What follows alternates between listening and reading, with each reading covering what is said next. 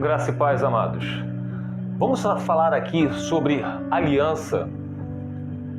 Olha só, meus amados, o que acontece no livro de 2 Crônicas, capítulo 7, versículo 13 ao 16.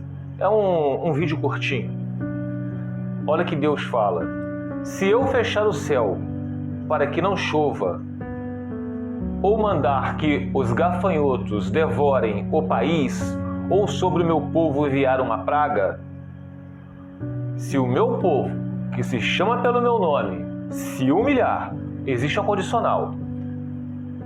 Quer dizer, se humilha primeiro, ora, busca a minha face e, tem que ter esse e, se afastar dos seus maus caminhos, o arrependimento eficaz. Dos céus o ouvirei, perdoarei o seu pecado e curarei a sua terra. Então, Deus está falando o que aqui, ó? Ele vai enviar o que? Gafanhotos para devorar o país, tá?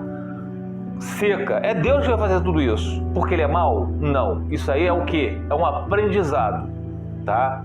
Então tá. Mas aí existe a condição. Se vocês buscar pelo meu nome, se humilhar e orar, buscar a minha face e se afastar dos seus maus caminhos, dos céus os ouvirei. É sinal que Deus, se você não se afastar dos seus caminhos, Deus não vai ouvir vocês. Ouvir aqui no sentido de prestar atenção, de atender vocês, tá? Que ouvir Ele vai ouvir sempre, mas atender vocês. Dos céus o ouvirei e perdoarei o pecado. Tem que haver um arrependimento. E aí vem a cura. No caso ali é o que? Deus vai enviar chuvas e vai fazer com que os gafanhotos não devorem mais a lavoura deles, quer dizer, vai ter prosperidade. De hoje em diante, os meus olhos estarão abertos e os meus ouvidos atentos às orações feitas neste lugar. No caso, na época onde o Salomão fez o templo para o Senhor. Escolhi e consagrei este templo para que o meu nome esteja nele para sempre. Meus olhos e o meu coração nele sempre estarão. Naquele templo, aquilo era uma representação do quê? É um templo físico, tá? Mas o daqui está falando que estará nele para sempre. Aquilo era uma representação que o templo hoje somos nós. Estará conosco para sempre. Agora nós podemos ir para o livro de Deuteronômio, capítulo 8, versículo 2 em diante. De 2 ao 3, diz o seguinte: lembre-se de como o Senhor, o seu Deus, os conduziu por todo o caminho no deserto durante esses 40 anos, para humilhá-los e pô-los à prova. Então, é Deus que quer humilhar aqueles que Ele ama, aqueles que são eleitos do Senhor. É Deus que quer humilhar. Então, o deserto que vocês estão passando hoje, seja na família, como no casamento, com os filhos, no trabalho, seja o que for, uma saúde, é Deus que está fazendo isso com vocês, para humilhar vocês, tá? Para pô-los à prova, a fim de conhecer suas intenções, se vocês iriam obedecer aos seus mandamentos ou não. Assim, Ele os humilhou e os deixou passar fome, mas depois o sustentou com o maná, que nem vocês nem os seus antepassados conheciam, para mostrar-lhes que nem só de pão viverá o homem, mas de toda a palavra que procede da boca do Senhor. Nem só do cônjuge viverá vocês, nem só do trabalho, daquele salário viverão vocês. Deus proverá. No versículo 5, saibam, pois, em seu coração que, assim como um homem disciplina o seu filho, da mesma forma o Senhor, o seu Deus, os disciplina.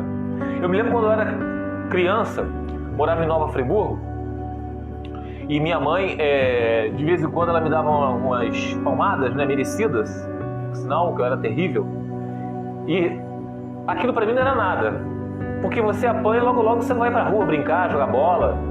Naquela época não existia nada na internet. Mas quando doía, quando me botava de castigo, quando me colocava de castigo, aí era um terror, eu preferia apanhar. Então, existe o que? A disciplina. Assim como minha mãe me disciplinava para o meu próprio bem, por mais que às vezes a disciplina dói o coração dos pais, mas ele sabe que aquilo é para o bem do filho, para discipliná-lo. Assim é Deus com cada um de nós. Eu entendo que Deus me levou ao deserto. Como diz lá também, que Jesus foi levado pelo Espírito Santo ao deserto para ser tentado por Satanás. Então nós fomos levados ao deserto para ser tentados por Satanás. O que acontece a nós que clamamos pela família? Nós passamos o quê? Achar a pessoa pior do mundo. Nós passamos a entender por quê, sempre o porquê. Muitas das vezes a gente se pega fazendo barganha com Deus.